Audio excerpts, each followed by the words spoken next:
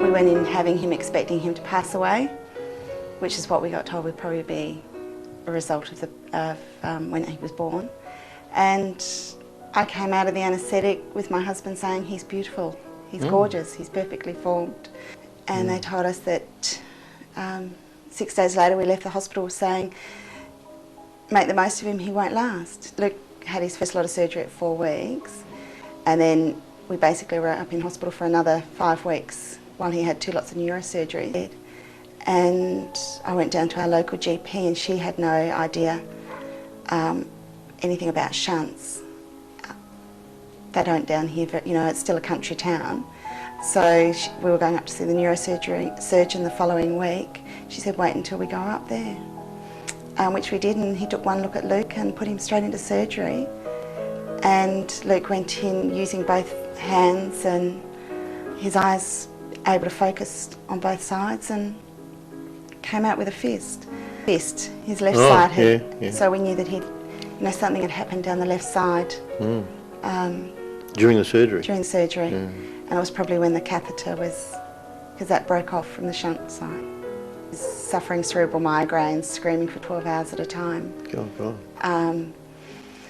Not a very happy little baby. And then after that we had our little, he was a normal baby, whatever you call normal, but he cried when he was hungry or wet, and that was it. He didn't cry because he was in pain. They told us that 6 days later we left the hospital saying, make the most of him, he won't last. Take lots of photos. We never looked at losing him. We always looked at making the best of whatever situation we had.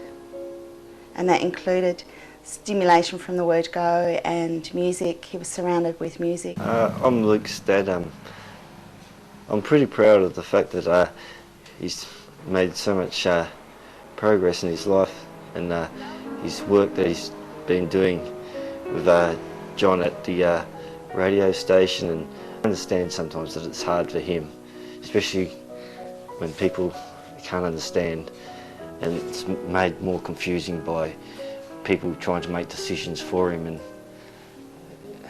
things that he's got to do and that. But I'm very pleased with the way things have turned out with like his radio station and that. And I've been to the station a couple of times to see him, and he just loves the fact that he's doing something that he likes doing, and music and stuff like that.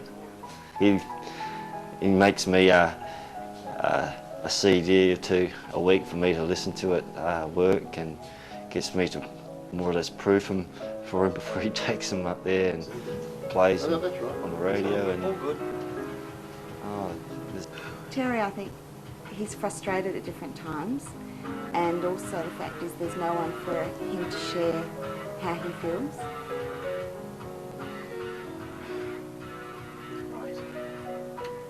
Welcome to another edition of the Cool Luke and Square John 3-hour time slot on 96.5 FM, Hotel Charlie Romeo. It's your town talking, isn't that right, John? Yeah, and today we're in Studio 1 for a change. Well, that'd be for me, that is. Oh, yeah, for you, yep. But we're doing it together for my program, but you're going to go into the next door. Because we've got Les here taking a video of us for a doco we're making. Yeah. You're going to be a star, aren't you, Luke? Yeah.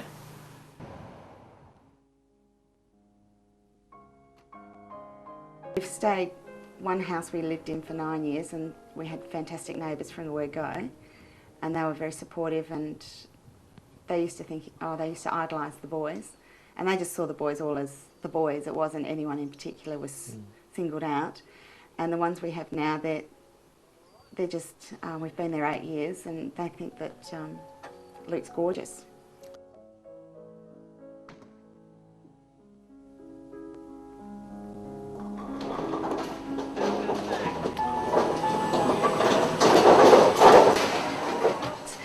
What you want for the child with a disability is exactly what you want for your other children as well, because there needs to be an acceptance of all children on all levels. Sounds like you need education of the educators.